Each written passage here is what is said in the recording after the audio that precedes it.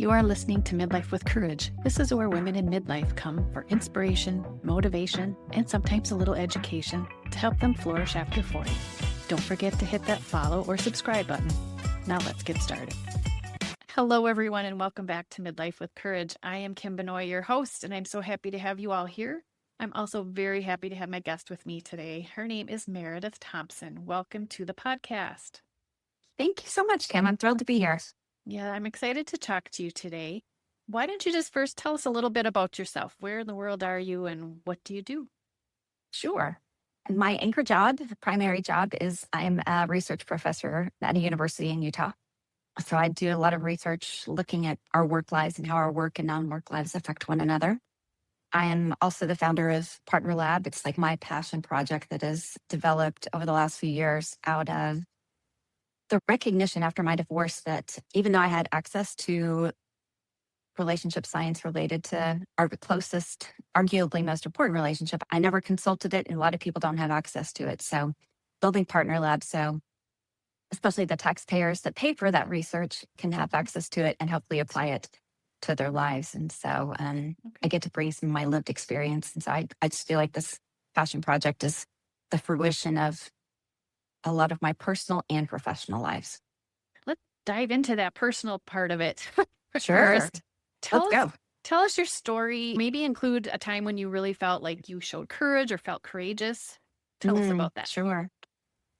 Oh, let's see. There's a number of them actually that come to mind, and I don't know that I would have necessarily seen them as courageous at the time. I think personally, it was the hardest decision I ever made, but it was probably, I consider it one of the top 3 best decisions I've ever made, and that was bringing my first marriage of 22 years to a close.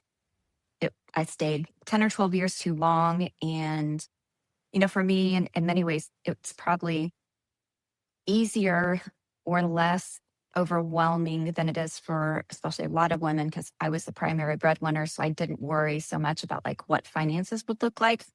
And it still took me 3 tries to really bring it to a close.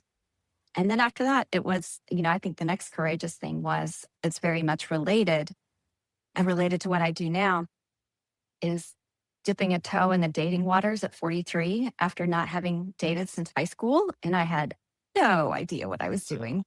And some of the first dates it was clear. I had no idea what I was doing. So at the ripe old age of 43, I actually took a dating class, which really helped me get a better strategy and be more intentional. And so, yeah, those 2 things have really shaped the last 10 years of my life and given me also the courage. I feel like courage, there's a momentum to it, right? Mm-hmm. Once we do one thing courageous, and the saying that is often in my brain is inaction breeds anxiety and action breeds confidence. And I think courage, kind of comes with that. And so getting my personal life to a happier, healthier spot has led me to write a book and start 2 businesses, and which are things prior to my divorce that never in a million years would I have thought about doing. So one piece of courage led to another, which led to another. So I feel very fortunate. I love that. Yes. Whether it's action is the first step, and whether it's courage or confidence, whichever way they come or whoever comes first, then just do it. Just do that action. Just do it. Yes. Take the step. Take the step. Even if it scares the crap out of you, take the step. Take the step. I just want to go back. As someone who I've been married almost 38 years, so hopefully I won't have to worry about dating anytime soon. But you actually took a dating class? I did. A friend of mine put me onto this class that's backed by research that the state of Utah offers. And it was half a day. And the thing in particular I took away from it is the research finds that you really don't know if you can trust someone until you've known them for 90 days. And thus, we should not, as dating individuals, see someone more than once a week.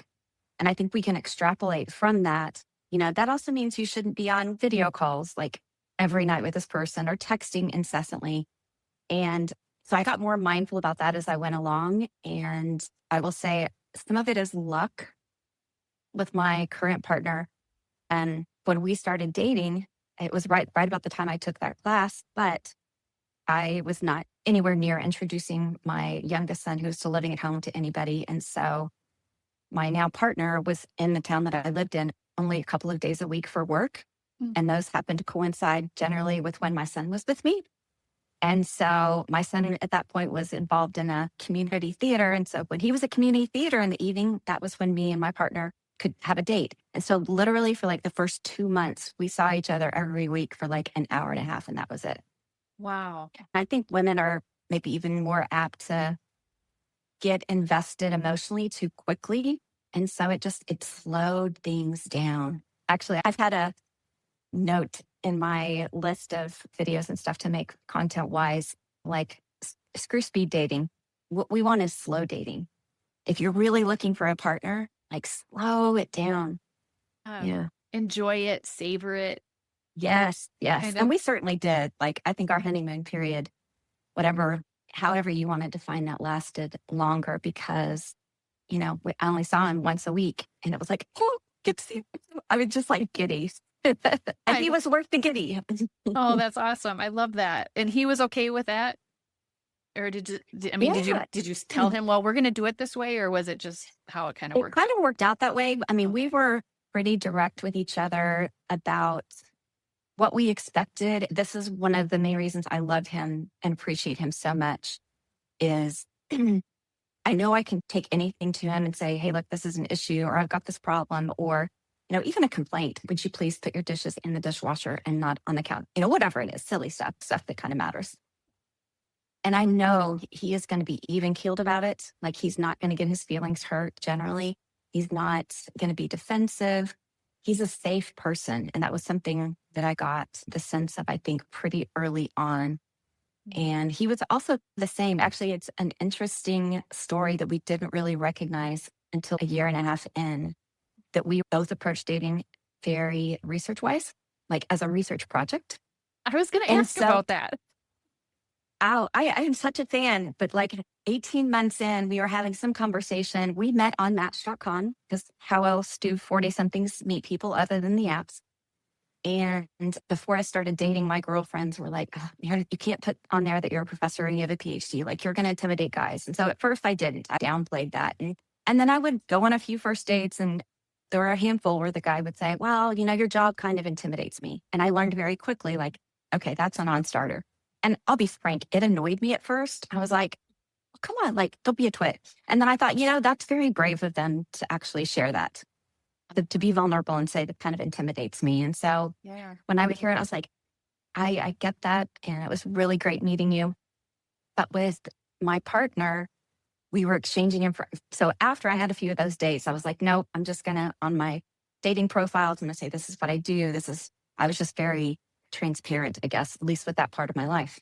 Sure. And then we learned later that right about the same time I switched my profile, he recognized that he realized he needed a woman with a PhD. Oh, wow. And that was that was right about like the same week that I changed mine to just be very transparent. And he said he knew at any point in time how many women with a PhD were on the dating market in Salt Lake City or Logan, Utah, because that's all he was looking for. He knew that's what he needed. Wow. And that's how we found each other. And so it's an anecdote of why I am very pro data. Let's use the data, and then let's use our intuition, our self-trust to make super smart decisions in whatever area of life we're talking about. Yeah. There's no coincidences. I don't feel like that was meant to happen. I think it was. Yes. Yeah. Oh, yeah. Gosh. I love that. Yeah. Entering the dating world with a research mind. Yes. I even had a list, which I think everybody should have one, because I know from experience and the research that I do as a professor that our romantic relationship has a bigger impact on our health, well-being, happiness, success than any other, or it can shrink our lives, which is what my first marriage did. And so after I had a few of those hard pass early dates, I was like, okay, Meredith, you're trying to avoid somebody who engages in this kind of behavior. I was avoiding things. I was like, what do I really want? And so I made a list, and I think I had like 19 or 20 things on it. And it wasn't like, the garbage that we hear, like, oh, he's got to be this tall, he's got to have this color eyes, blah, blah, blah. No, it was, I remember one specifically was, has his own sense of self and holds on to it, can be accountable for his part in a conflict. I teach conflict resolution, and I wanted somebody who was ready to say, yeah, I misstepped there, or I didn't communicate well, or, whatever it is. Mhm. Because here's what I've especially learned in the last few years. Accountability is so freaking sexy, because accountability means you can be safe. I have never felt unsafe or devalued or anything like that by my partner. Yeah. And, it just, it takes a look from him or one little touch. And, he's getting lucky because I know he's always safe. And so I think that's so important. And if more people, especially men who are looking for a female partner, knew if you're willing to be accountable, that sends such a signal of emotional and physical safety that they're not going to be complaining in the bedroom being about not getting enough attention because, yeah. I would never have put accountability and bedroom together, but I love it. No, Totally. yes, if something happens to my partner and I have to go back on the dating market again, that's going to be at the tippy top of my list because it makes the world a better place, and especially in close relationships. Yeah, that's amazing. Now, I feel like when you go into the dating world at 40 is a lot different than 20, and you have that experience and that wisdom to know what you want. Mm-hmm. And in life, women aren't going to settle. If they're at a good point, they're not going to settle for anything. And that sounds like what you did or what you're doing. Yes. Well, and I recognized a few years after my divorce that I'd been just continually, progressively making myself smaller, thinking that if I ignored my needs or my wants, then my spouse at the time would be happier and things would be better. And yeah, once I got out of that and realized how much deeper I could breathe when he moved out, and it was like, oh, I'm not going back. If I find a partner, I was excited to date because I was mostly curious. Like I hadn't done it really ever. And so I was curious to see who was out there. But yeah, I wanted somebody that was going to add something to my life, not keep it neutral and definitely not take something away. And so hence the list. Yeah, I love it. I'm a task-oriented person, so I like lists. I like to check stuff. I like to totally get in on that. I love that. It was super helpful. I would go look at the list like after a second or third date or whatever and go, okay, how are we doing? And it helped me be accountable to myself. Psychology, we have a saying, we live up to what we write down. I'd written it down. And so if I accepted something that was less than or in opposition to my list, I was betraying myself. And I'd spent like 26 years doing that. Yeah. I'm not going to do it anymore. Or at least I'm going to try not to do it anymore. I'm still sometimes working on the people pleasing side of Meredith. Yeah. Yeah. Why do you think it takes us so long to get to these wonderful points in our lives? That's a good question. I feel like I'm 52, so dealing with all the hormonal BS. And I do think some of it's, and I think some of the research bears it out, that some of it's hormonal because with more estrogen, we're like nurturing and caretaking. And then once that drops, we're like, this is garbage. It's somebody take care of me or, whatever.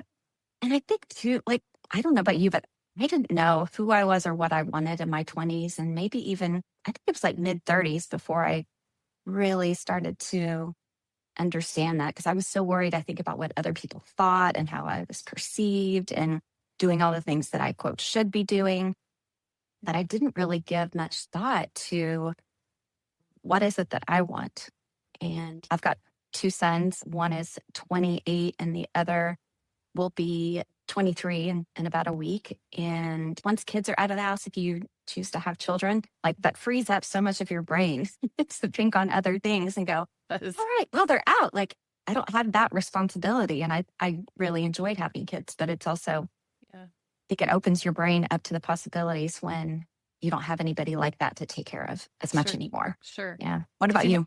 Did you have kids young? I did. I had my first one. I was 24. Yeah, I was just a couple of years before that. We got married young and we were pregnant on our first anniversary. So we were only 22. So I feel like, I was busy taking care of kids, and then I decided to go to nursing school, and I was too busy to worry about me, Right. And nobody told me I should be, until Yes. You're right. I think it's the hormones and the kids, and and I think there's more conversation in society now about, giving women space and recognizing they can have wants outside of taking care of somebody else. And so, I just find that a treat to step into it, even though on the beginning it feels a little weird, uncomfortable. You're like, this is new. I don't know about this, but Yeah. Yeah. I've been through this the last year. I've been working with confidence and other women. And Mm. I've started saying, someone will say, "Oh, you do a good job on your podcast." And I used to be like, "Oh, yeah, thanks." And now I'm like, "Thank you. I do, Mm. don't I?" I mean, That's right. it's almost that attitude like, "Yeah, I Uh-huh. do. You're right." Yes. And I I know. rock. Have you seen me? Yeah, right. Yeah, Right. exactly. Exactly. Yeah. So Yeah. it's an amazing feeling. And I think more women are getting those messages too with Mhm. podcasts and other women and Mhm. connecting and stuff. So yeah, I love that. Yeah, I agree. Confidence can be a game changer. It is for sure. Oh my goodness. Mhm. We have talked about this a little bit, but what I wanted to Sure. ask you about, but how women stop postponing their lives while they're waiting. Like, what are they waiting for? Why are we postponing? Oh, I tend to think we are postponing because we're waiting possibly on two things. One, for permission, Mhm. and two, for 100% confidence or clarity. Some of it goes back to early in our lives. A lot of times we're caretakers of somebody else, a spouse, kids. And then, sometimes I don't know about you, but right now it's aging parents. But Mhm. waiting suggests that, yeah, I think you think you need somebody else's permission, and generally we don't. Yeah. I think we're also thinking about the downstream consequences of making an important decision or making a pivot of some sort. Hmm. And, again, maybe we're not caretaking of others, but we're still looking outward instead of looking inward. And I know I've recognized just in the past couple of years that I tend to overfunction. And I think I've done it my whole life since I was like a kid. And I grew up with a single mom who was not particularly mentally or emotionally stable. And so I learned to overfunction early. And now it's like I have to like catch myself, like, is that your job? No, that's not your job. Just like set that aside. So and so can take care of that. And so I think, yeah, a lot of it is the permission and trying to wait until other people agree, or you don't think the pivot you want to make is going to impact others. Like heaven forbid what we do impact others. Or they may not give us the thumbs up to do it, but it doesn't mean we shouldn't do it. Yeah. Mhm. Yeah. Totally. One thing I learned a few years ago was it's not my job to fix everybody else. Yes. That includes Yes. my children. That includes my family members, Uh-huh. or Yep. even my husband. Yep. Um, Yeah. and once you realize that, oh yeah, I don't, that's their thing. They can handle it. That's whatever they do Mhm. with it. That's theirs. It's not my responsibility. Yeah. That was Yeah. very liberating for me. Totally. Yeah. But I think a lot of times we think about waiting as being neutral, but Hmm. I would argue it's not, especially the older we get. Waiting for whatever it is has a cost. A lot of times it comes to the cost of our energy or self-trust or time. Hmm. Um, are you familiar with the podcaster Tim Ferriss? I don't think so. Okay. He's an author. He wrote an author of the 4 Hour Work Week. He has a podcast where Oh, he's usually okay. interviewing a lot of high profile people, but Sure. he did a TEDx talk about fear setting that I use a lot. And I use it with my clients where we look at the fear of something. Usually it's of changing jobs or moving or something like that, something we're going to change. And one of the pieces of it is looking at what do we lose if we don't take action? What might we miss out on? And that's that part of there's more to the fear setting, and people can watch this TED talk to look at the first two parts. But that part always gets me because it's like life is short and it's limited. And a lot of times we either don't consider or we downplay what we'll be missing out on if we don't take action. Yeah. So that sticks with me often. That's a great thing to keep in the front of your mind. I was going to say the back of your mind, but keep it in the front of your Mm-hmm. mind. Nope, bring it there. Yeah. Absolutely. Yeah. Something else came to me as you were talking and now it's gone. No, wait. Now it's there. Good for you. It usually takes me longer to get back there. I did a chat GPT search about midlife women and what are they Mm. afraid of? And what Mhm. came up was they're afraid of not leaving a legacy, or they're Mhm. gonna leave this world, and then what? How are they gonna be remembered? That's kind of that Mhm. triggered that thought in my head. Like, Mhm. if Yeah. you're waiting to do something, why? Mhm. What's standing in the way? What's standing in the way? If we've Mhm. learned nothing since 2020, life is short, and like you said, let's take your action and stop waiting. Stop waiting around. Mhm. Yes. And recognize that wait in some form or fashion, waiting comes at a cost. Yes. And yeah, thinking about what is that cost. And I think the more Yeah. specific we can get with ourselves about what that cost is, the more we may get that motivation and clarity to go, okay, I'm going to take a baby step. Because, generally, whatever we do, it may not go the way we want it to go or end the way we want it. Mhm. But my framing is, as long as we learn something from it, it's not been a failure. And very rarely do we do something and the sky falls down. Very And so if rare. the sky's not going to fall down, go do the thing. Go do the thing. Just try it. Toe in the water. Yeah. Yeah. I like to say, you did something and then did you die? Nope. Mhm. Okay. Yeah. Good. Nope. Okay. Thumbs up. Awesome. Yes. Yes. Another thing I wanted to talk to you about is why fulfillment after 40 isn't really about Mhm. reinventing ourselves. It's about reclaiming Mhm. ourselves. And I love Yes. that concept. That's what I'm trying to tell people as well. You're not finding your voice, you're rediscovering it because it's Bring still it. there. Yes. So Yes. let's talk about that a Yeah. little bit. Sure. And one of the ways that I started thinking about it is, and this may come from my passion project that is such a synthesis of my experience, personal experience and work experience, that it's maybe what we should even be focusing on more is integration.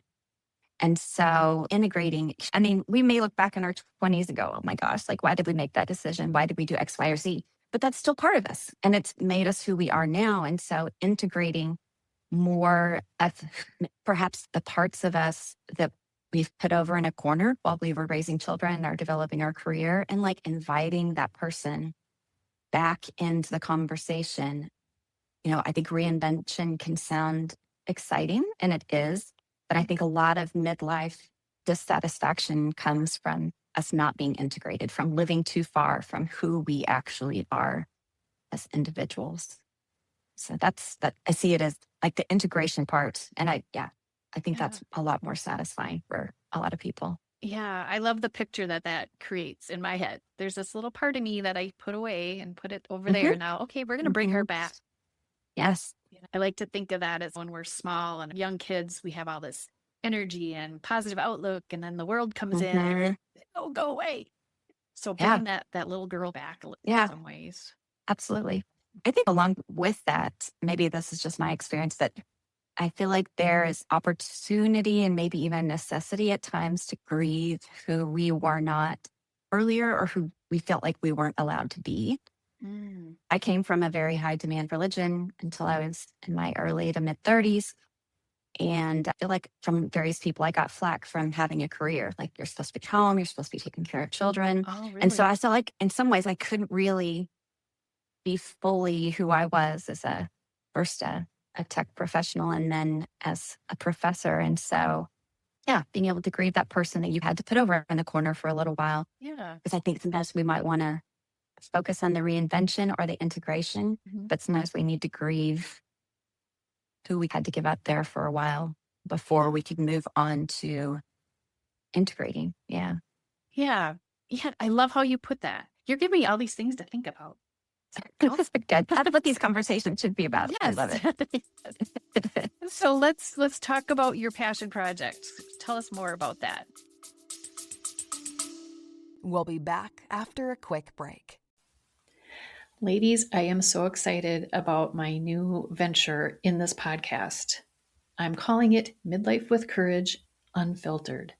You are going to get me, Kim Benoit, once or twice a month. I'm going to be getting real with you about the conversations that I have with my guests. And I'm going a little bit deeper. I'm going to bring my own personal experiences into it. I'm going to share what I've got going on in the hopes that you will share right back with me. This is not going to be me just talking in front of the microphone. I want your input. I want your participation. If you go to my show notes at the end of this episode, you'll see a support the show. That is where you can subscribe to Midlife with Courage Unfiltered.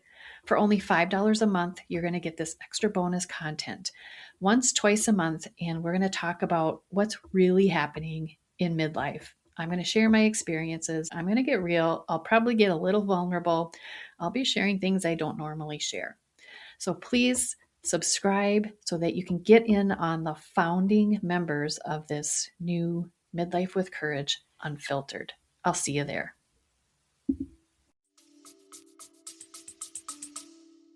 Sure.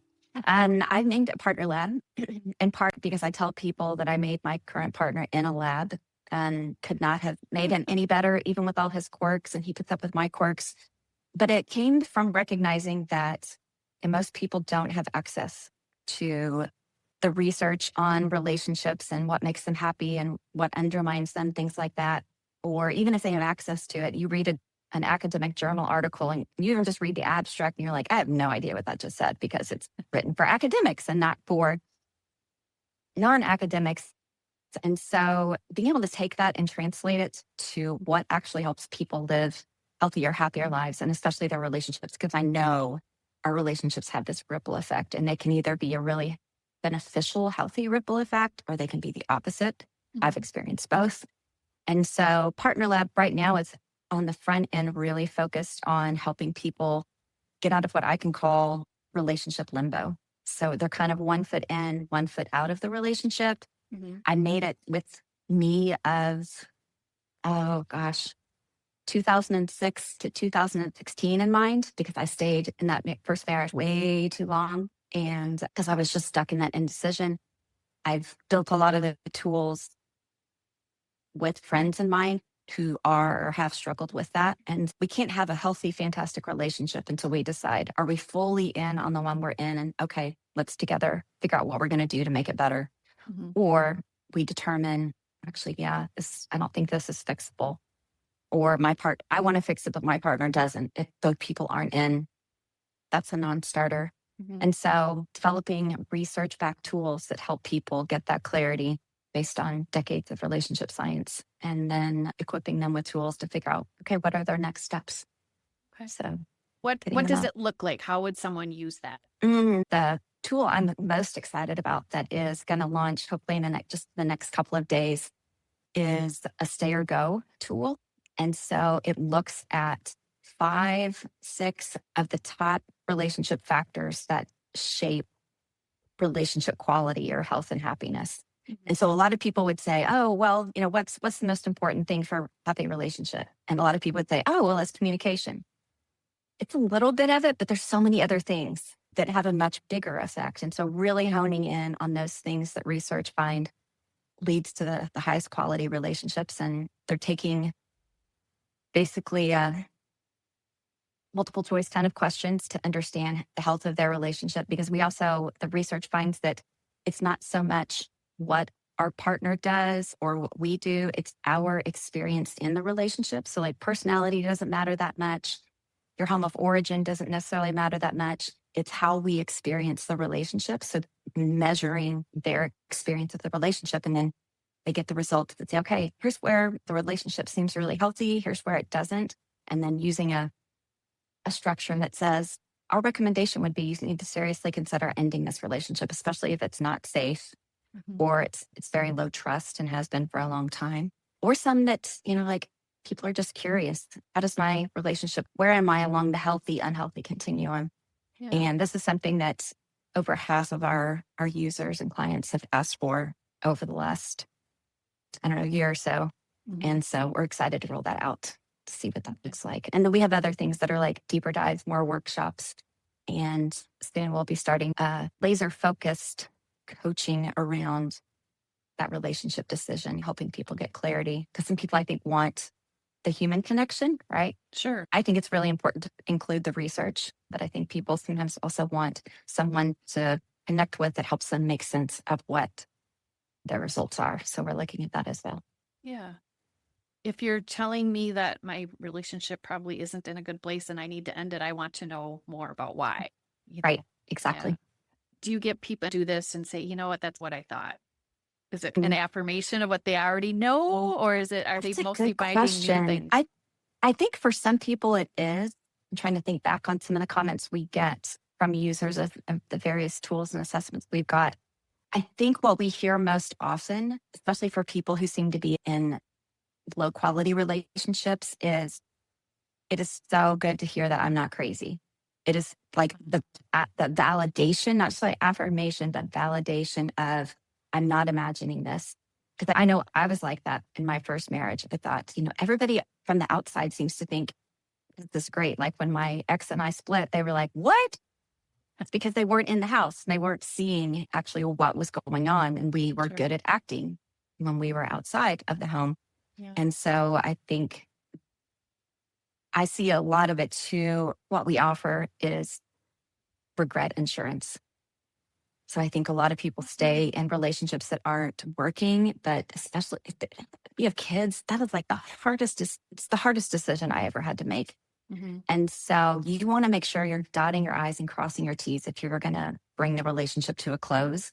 Yeah. And I think because, this isn't just some crazy lady in Utah's ideas, this is like grounded in research Yeah. that they can say, okay, what I'm experiencing this is reality. This is more objective. And so I feel like I'm getting data. And I think data is really important for helping us get that clarity that says, okay, what's happening is what I thought. I'm not crazy. And so now that I have this information, I can take a step to make the situation better, depending on what that looks like for each person. Yeah. Yeah. So Meredith, if there's people out there listening, who would be, I know there's people out there listening. Yes, they are. Who would be a good candidate to take this or to access this partner lab? I would say, I think anybody who's in a couple. So some of our tools are just to give people, they're like, I know there's parts of my relationship that are good and the other things that just kind of feel off. But a lot of times it's really hard to put our finger on what's off. Mhm. And so we've got one broader assessment that measures 24 different relationship factors called the Clarity 360. And so people they're like, I've got a good relationship. I want to make it better.